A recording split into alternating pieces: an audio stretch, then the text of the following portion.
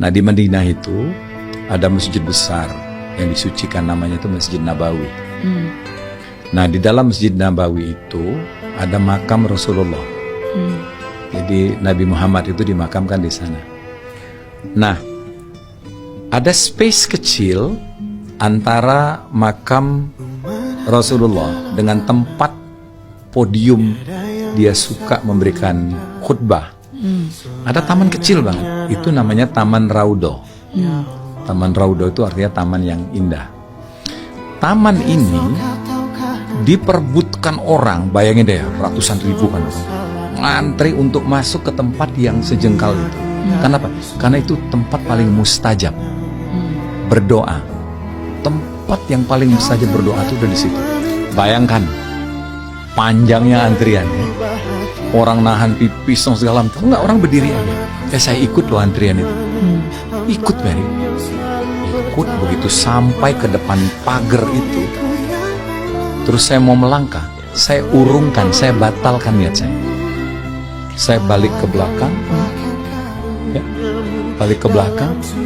Tapi saya bilang, sayang, kenapa coba saya batalkan? Karena saya nggak tahu saya mesti berdoa apa.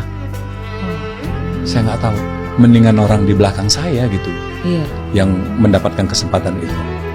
Akhirnya, ya udahlah saya bilang. Saya kemudian akhirnya masuk karena saya lihat ada tempat kosong. Bayangan Mary, di tempat jajaran orang lagi duduk itu ada tempat kosong. Aneh kan? Saya menuju ke sana. Duduklah saya di situ.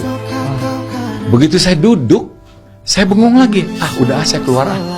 Karena saya memikirkan antrian yang begitu panjang itu. Lebih bagus I give up this space gitu to them kan, yang lebih perlu. Tahu, begitu saya memutuskan, lagi bingung nggak gitu, ada tangan di samping kanan saya, pegang saya. Ganteng, orang Arab, harum, berbahasa Palembang. Dia pegang tangan saya, bahasa Palembang itu. Nak kemana? Pak Tantowi. Mau kemana Pak Tantowi? Loh, orang Palembang. Iya, aku orang Palembang. Nak kemana? Udah duduk sini. Aku pengen keluar. Nah, aku nggak tahu mesti baca apa di sini. Aku nggak siap. Lebih bagus orang itu aja masuk sini. Tahu nggak, dari saku dia keluarkan buku. Saya ingat bukunya itu berwarna silver. Judul bukunya itu Doa-doa di Raudho. Doa-doa di Taman Raudho. You know what? Semua doa itu dalam bahasa Indonesia. Karena saya nggak bisa baca Arab.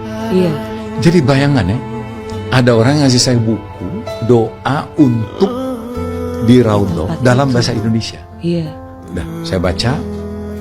Gampang banget bacanya kan. Nah, habis itu selesai, karena saya nggak bisa lama-lama juga kan.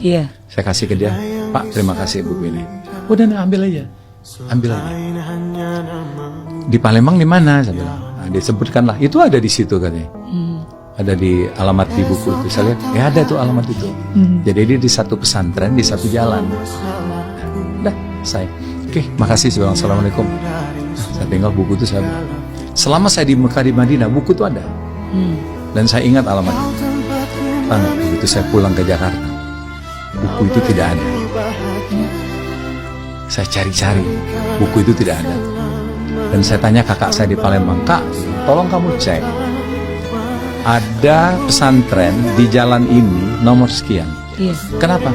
Enggak, saya mau berterima kasih sama Ustadz itu, karena dialah menolong saya. Ya udah, jalanlah kakak saya. Nah, kakak saya cerita, nggak ada toh katanya. Itu toko. Nomor itu ada, tapi toko. Tapi tidak pernah ada pesantren di situ. Saya tanya di situ. Masya Allah. Siapa orang itu? Itulah kebesaran Tuhan kan. Ya. Dia kirim malaikat. Malaikat kan bisa semuanya kan. Mau bahasa apa aja kan bisa. Mau barang apa aja dia punya. Jadi insya Allah loh, dalam hidup saya itu saya pernah ketemu malaikat yang sosoknya itu adalah seorang pengurus pesantren yang ngakunya itu dari Palembang.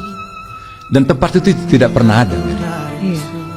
Tidak pernah ada. Kakak saya itu berulang-ulang nanya, Tidak pernah ada pesantren Pak di sini.